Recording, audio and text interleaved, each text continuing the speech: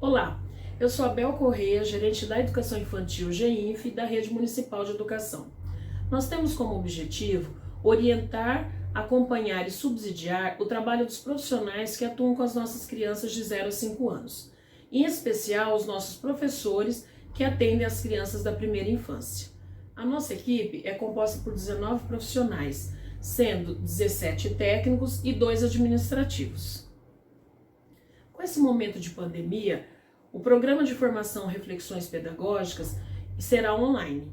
Vamos dar início, começando hoje abordando o tema: o referencial curricular para a educação infantil da REME e as orientações para o atendimento educacional remoto realizado pelas técnicas Giovana e Larissa. A educação infantil no atual contexto do isolamento social com as técnicas Claudilene e Jaqueline. Uma relação entre a escola e a família, fortalecendo vínculos com as técnicas Ana Lu e Priscila. Assim, esperamos que os profissionais que estejam nos acompanhando nesse momento ampliem seus conhecimentos e que possam subsidiar no trabalho que serão realizados com as nossas crianças da educação infantil. Desejo aqui para vocês bons estudos e obrigada. Olá, professores! Damos início à nossa primeira reflexão pedagógica online da educação infantil da REME, apresentando para vocês o referencial curricular para a educação infantil da Rede Municipal de Ensino de Campo Grande. Este documento é o que norteia as ações dos professores e visa qualificar ainda mais as ações pedagógicas desenvolvidas. E ele foi desenvolvido em consonância com a Base Nacional Comum Curricular, a BNCC. Em tempos normais, até o início deste ano letivo, este seria a base dos estudos para todas as nossas reflexões. Agora, mesmo que com algum atraso, acreditamos que esse assunto merece e deve ser abordado, principalmente nesses tempos de pandemia que nos levou ao trabalho remoto, isto é, as aulas à distância, sem nenhum precedente para a educação infantil. Desta forma, vamos procurar articular o que esse referencial nos traria para o trabalho nas instituições com a nova roupagem do trabalho que temos por hora. Quando eu digo por hora, estamos deixando claro aqui que esse modelo de novo trabalho, que muitas vezes não compreendemos ou até mesmo não acreditamos, ele é por hora. Quando é que pensaríamos em educação infantil à distância? Realmente é uma modalidade que não se aplica a esta etapa da educação. Porém, é o que temos para o momento, para este momento atípico e tão somente isso. Mas, mesmo assim, ele deve ser tratado com cuidado e emprego de qualidade nas ações desenvolvidas, pautadas em documentos legais como referencial. Primeiramente, não podemos deixar sempre de lembrar conceitualmente quem é a criança que é atendida pela Rede Municipal de Ensino de Campo Grande. Nós concebemos essa criança como um sujeito histórico e de direitos que se desenvolve e aprende pelas interações e brincadeiras. Ora, temos aí os eixos norteadores do nosso trabalho, as interações e as brincadeiras. Quando falamos das interações, nos surge a primeira problemática em tempos de aulas remotas, pois perdemos substancialmente as interações das crianças com os seus pares, isto é, com as outras crianças dentro do ambiente escolar, que seria dentro de um contexto de intencionalidade. Também perdemos parte da interação da criança com o objeto de conhecimento. Dentro das instituições, esse objeto de conhecimento seria selecionado e ofertado pelos professores. E durante as vivências da criança, ele se reinventa, ele se recria e necessita daquele feeling rápido do professor para não perder a oportunidade de mais ensinamentos, de mais aprendizados. Mas a pior perda que temos é a da criança com o professor e os adultos que ali estariam dentro daquele contexto. Aqueles adultos estariam, talvez o primeiro mês todo de aula, planejando atividades de socialização, de adaptação, propostas afetivas para estreitar ainda mais os laços com cada uma de suas crianças. porque o professor acredita que quanto mais fortes os vínculos estabelecidos com a turma, mais fácil o conhecimento é vivido dentro daquele grupo. E aí temos esse cenário agora de distanciamento entre as crianças, o seu grupo e o professor. Aí nós temos uma busca de reinvenções para este modo de interação. Como eu disse, é uma situação sem precedentes para usarmos como modelo. Então, vemos os professores num esforço incansável para atingir as crianças e as suas famílias. Agora, a abrangência de ação do professor é muito maior. Envolve uma família, uma rotina, uma verdade e um meio que não foi você que planejou, não foi você que criou. E o professor busca isso da melhor forma que ele acredita possível. Aliás, ele deveria, né? Porque nós temos que lembrar aqui que também existe alguns professores com resistência, com medo. Nós sabemos disso. O professor não é youtuber, ele não é artista e nem tampouco é obrigado a gravar vídeos. Mas faz sim parte do seu papel funcional buscar a melhor forma possível da interação acontecer, pois a ausência total de interação com a criança e com a família é um caminho que não é válido, nem neste contexto, nem em qualquer outro. O segundo eixo norteador da educação infantil são as brincadeiras. Não podemos deixar de ressaltar a brincadeira como a maior atividade social da criança. É uma linguagem própria que é através dela que a criança reorganiza e reelabora os seus conhecimentos. Dentro das instituições, podemos perceber que o brincar é valorizado e respeitado através da organização dos espaços, a organização dos tempos, a oferta de materiais e brinquedos. Esses pontos mostram um brincar intencional e planejado. Pois bem, temos agora o contexto da criança em casa. É fato que esse brincar não deixou de existir. Ele está acontecendo de forma natural, espontânea e quase ininterrupta. E não é possível perceber aí um prejuízo real por falta do brincar. Mas não podemos nunca deixar de lado a importância do brincar intencional que o professor deve, de alguma forma, organizar e propor, tal qual como ocorre dentro das instituições. Tendo em vista as questões de interações e das brincadeiras como eixos norteadores do currículo para a educação infantil, nós faremos agora mais uma reflexão. Que tipo de atividade está sendo proposta para as crianças realizarem em casa com as suas famílias? Aliás, qual é a concepção de atividades que temos para a educação infantil? Bom, nós concebemos a aprendizagem das crianças através das experiências e que nela estejam garantidos pelo menos os 6 direitos de aprendizagem trazidos pela BNCC. São eles o direito de conviver, conhecer-se, brincar, explorar, expressar e participar. Se a atividade proposta pelo professor garante pelo menos um desses direitos, nós já temos aí um bom caminho andado. Aí nós refletimos novamente em que ponto a atividade de colorir, com desenhos prontos, estereotipados, ou pior, com as cores pré-estabelecidas para colorir, ou os desenhos de prontidão do tipo levar o patinho até o seu ninho, até que ponto essas atividades garantem algum desses direitos?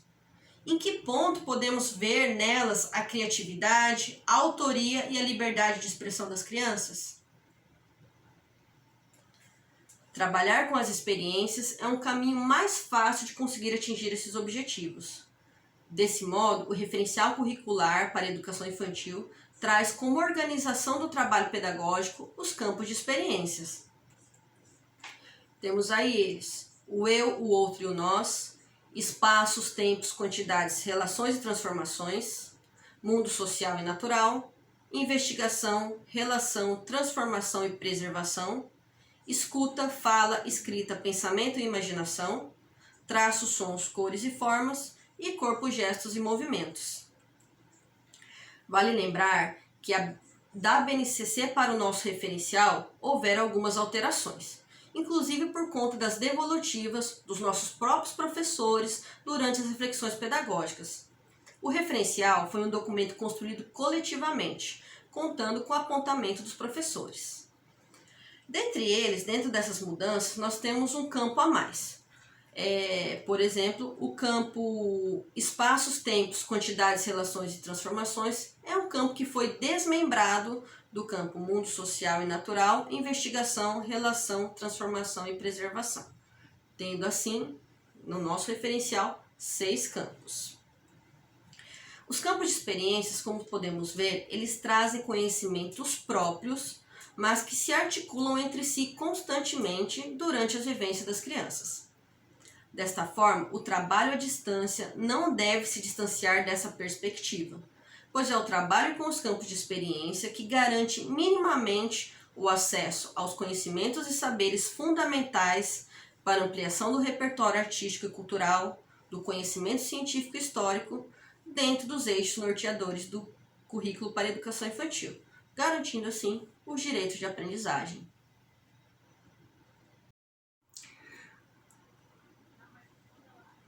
Bom, uma vez apresentado o referencial curricular, faz-se necessário que nós retomemos algumas orientações que dizem respeito a esse currículo de maneira vivida, especialmente nesse momento que estamos vivenciando de isolamento social. As orientações que trataremos hoje se chamam Orientações aos Professores em Atendimento Educacional Remoto.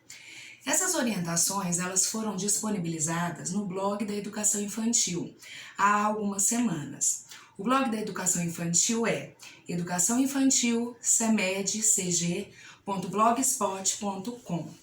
Nesse mesmo link, nesse mesmo acesso ao blog, estão disponibilizados tanto essas orientações que trataremos nesse momento, quanto o próprio referencial para acesso de todos os profissionais da rede. Bom, mas por que então retomar uma orientação que já foi disponibilizada há algum tempo? Bom, nós entendemos que as orientações, quando escritas, elas podem ter interpretações diversas, né, em cada unidade escolar. E isso é importante a retomada num discurso mais alinhado para que nós possamos, de fato, alinhar a nossa prática, o nosso fazer, àquilo que são as premissas do referencial curricular. Além dessa questão interpretativa, que por vezes se apresenta como um entrave, temos também vários colegas que estão entrando na rede e que não tiveram ainda acesso a esse material. Bom, então vamos lá? O primeiro ponto abordado nas orientações nesse documento diz respeito ao apoio pedagógico à distância. Lá estão elencadas algumas ações que estamos trabalhando durante este período.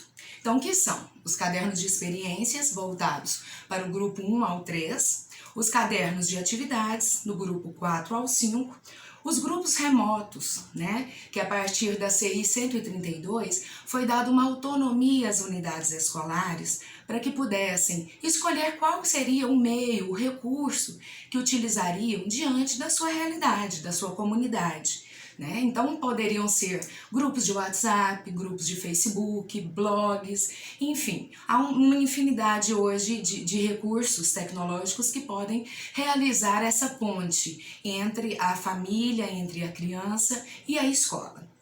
Além dos grupos remotos, tivemos também, posteriormente, o lançamento da TV Remy, que também é uma ação de apoio educativo nesse momento.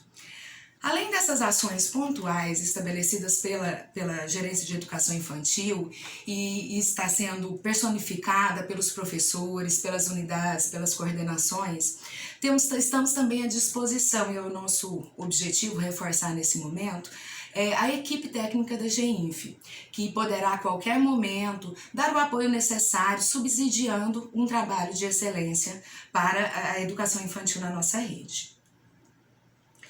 Quanto à elaboração dos cadernos de experiências e atividades, e também as outras atividades que nós estamos trabalhando nesse período, que são os vídeos que são encaminhados via WhatsApp e outras possibilidades que vão de acordo com a criatividade de cada professor e de cada unidade escolar. Temos alguns apontamentos, alguns parecem redundantes, mas dada a extensão, a amplitude da nossa rede, é importante que reforcemos.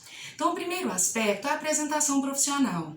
É até um zelo com o professor para que nós possamos sempre retomar a questão da vestimenta, do vocabulário, uma vez que estamos nos expondo a uma quantidade grande de pessoas. Então, é sempre interessante que verifiquemos o espaço onde estamos gravando as nossas videoaulas ou as nossas proposições às crianças e aos pais. O segundo ponto, também bastante interessante de ser abordado, é em relação ao caráter não punitivo desse material. Para a educação infantil, os cadernos de experiências e os cadernos de atividades, eles não estão vinculados à frequência escolar. E, portanto, eles devem ser uma oportunidade de prazer na realização. E não, na verdade, algo punitivo que, se caso não seja cumprido, terá alguma consequência negativa. Então é importante que esse caráter seja reforçado por cada professor, para cada família e para cada criança, até para que esses pais também, de igual maneira, tratem a resolução, o cumprimento dessas atividades não como algo obrigatório. O próximo aspecto seria a da faixa etária. Sempre que formos elaborar as questões para os cadernos, é importante que nos remetamos à faixa etária adequada. Então, assim, isso parece óbvio, mas dadas as distintas realidades, é importante que todas as vezes retomemos se aquilo que eu estou propondo, de fato, está apropriado para a faixa etária com a qual eu estou lidando. O próximo aspecto é, evidentemente, que o apoio referencial seja o nosso referencial curricular da Rede Municipal de Educação de Campo Grande. Então, as propostas elas têm que estar coerentes, alinhadas com esse referencial. Especificidades da rotina doméstica. Então, reforçar que nesse momento as ações, as proposições que são realizadas, elas não serão realizadas tal qual são dentro da sala de aula ou nos diversos espaços que tem a instituição escolar. Então, no ambiente doméstico, nem sempre estão disponibilizados os mesmos recursos ou o mesmo tempo que a criança fica geralmente dentro das instituições. Então, todas as vezes que propusermos essas atividades, é importante levarmos em conta se são possíveis adaptações desse material que eu estou propondo, registre isso no caderno. São possíveis adaptações no que diz respeito ao tempo, quanto tempo essa criança estará realizando determinada atividade, porque o nosso objetivo não é definitivamente criar mais um empecilho, mais uma dificuldade em um período tão delicado. Dentro desse contexto ainda, é importante nós colocarmos que a quantidade, ela nem sempre é sinônimo de qualidade nas proposições para a educação infantil. Então, por vezes, é mais interessante que possamos trazer algumas atividades que tenham, de fato, uma experiência significativa para a criança, que façam diferença na exploração dessa criança e no aprendizado dela, do que na mera reprodução de algumas ações, de algumas atividades que só tendem a encher o tempo, a preencher espaços na rotina da criança. Então, priorizarmos sempre a qualidade em detrimento, por vezes, sim, da quantidade. Outro aspecto diz respeito ao grau de dificuldade dessas atividades propostas. Não estamos dizendo aqui em nenhum momento que seja para facilitarmos ou dificultarmos as atividades que são propostas a essas crianças, mas sermos coerentes com aquilo que está sendo proposto, tanto nos quesitos, como já foi pontuado, de faixa etária, de fase de desenvolvimento, quanto das especificidades do isolamento social. Então, com isso, nós conseguimos, pelo menos minimamente, garantir que essa criança resolva, participe dessas experiências, dessas propostas, de maneira mais autônoma. Porque o que teremos, na verdade, caso não pensemos nesse quesito, será o adulto fazendo pela criança. E definitivamente não é o nosso objetivo, não é? Bom, aqui eu trago dois aspectos fundamentais. Esses dois aspectos, eles precisam ser discutidos com frequência dentro das unidades escolares. O primeiro deles é a questão da abordagem das múltiplas linguagens. A educação infantil, ela tem por enfoque explorar as múltiplas linguagens da criança. Então, o que eu estou querendo dizer com múltiplas linguagens? Eu estou querendo dizer as diferentes formas que a criança tem de se expressar e de aprender, que não é a mesma forma que o adulto. Ela tem maneiras próprias de aprender a partir das suas interações, a partir do brincar e a partir também de algumas formas de expressão. Essas formas de expressão, portanto, elas precisam ser exploradas nas atividades que estamos encaminhando para casa. Então, quais são elas? O desenho, a música, a dança, a encenação, as brincadeiras propriamente ditas, as artes plásticas, a relação que fazemos com os saberes, com o mundo social e com o mundo natural. Tudo isso são maneiras diferentes que nós precisamos proporcionar às crianças para que elas se expressem. Além disso, reforçar ainda a questão dos desenhos estereotipados. Por que reforçar essa questão? Porque essas atividades de prontidão, o que são elas? Elas são quando eu não permito que dentro de uma determinada proposta a criança expresse a sua criatividade. A criança possa levantar hipóteses, ela possa realizar tentativas e ela possa inclusive errar, que é parte do desenvolvimento dela. Então, quando eu apresento uma imagem pronta para que ela realize determinada ação, eu estou tolhindo, eu estou tirando o direito dessa criança de expressar e de realizar tentativas. Evidentemente que isso não é sempre, depende do objetivo do professor naquele momento. Mas utilizar-se sempre de imagens estereotipadas, de atividades de prontidão, faz com que nós anulemos essa possibilidade da criança. Além desses aspectos, para nós fecharmos, tem mais alguns que dizem respeito às orientações propriamente ditas aos pais durante a confecção, organização e acompanhamento desses cadernos de atividades. Então, o primeiro deles, a orientação a esses pais na realização. Os pais, evidentemente, que não têm, né, a mesma forma de direcionar o trabalho pedagógico que o professor, uma vez que esse é um trabalho nosso, né? Então, essas orientações, elas precisam estar expressas de maneira clara a esses responsáveis para que a gente consiga minimamente alcançar o nosso objetivo. Então, o tempo de realização da atividade, a forma de acompanhar a atividade ou de reforçar aquilo que é o objetivo da proposta. Então, tudo isso precisa estar descrito de fato na atividade dos cadernos, seja os de experiências, seja os de atividades do grupo 4 e 5.